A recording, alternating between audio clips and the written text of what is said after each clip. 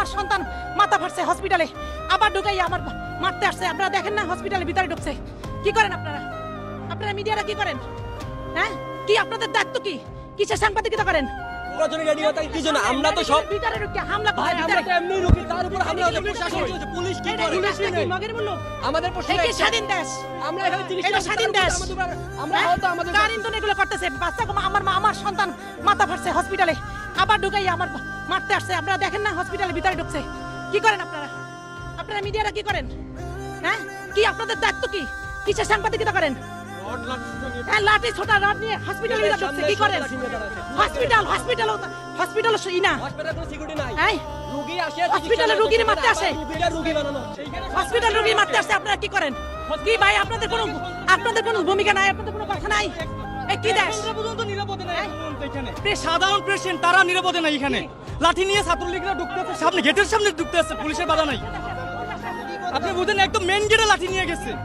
এখানে যেখানে আহত হাজার হাজার ছাত্র আহত হয়ে গেছে। কোন দেশে বাস করতেছি আমরা? আমার সন্তানের মাথা ফাটাইছে, লাঠি নিয়ে আসছে। আমরা নিরীহ মানুষ হাঁটতে পারতেছি না। অস্ত্র নিয়ে আসছে কেন? কেন এসব? আপনারা জানেন পুলিশ নাই, আপনারা আমাদের মতো দেখেন, পুলিশ নেই। আপনারা দেখেন, আমাদের মতো পুলিশ যান নাই, ওদের একটা ছবি তোলেন, patient-এর তারা আপনারা ওদের ছবি তোলেন, দেশের মাথা ফেটে আসছে, তারপরেও হ্যাঁ? মারে।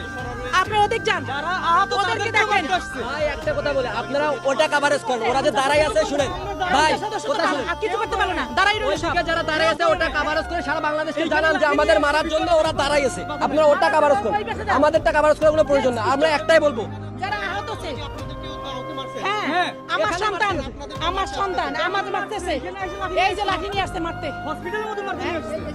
আপনারা কি করলেন? হসপিটালের ভিতরে আপনারা যান, বাইরে যান, দেখেন যে আমরা বাইরে যেতে পারতেছি না, আমি আমার রোগী নিয়ে বাইরে যেতে পারতেছি না। আপনারা যান, মিডিয়া যান, সামনে যান, এগুলো দেখেন আপনারা। এই, তোমরা কথা বলো না কেন?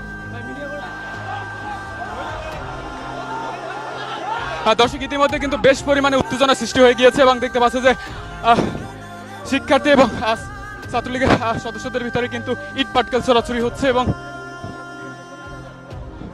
বেশ পরিমাণে উত্তেজনা কিন্তু আমরা দেখতে পাচ্ছি এই মুহূর্তে।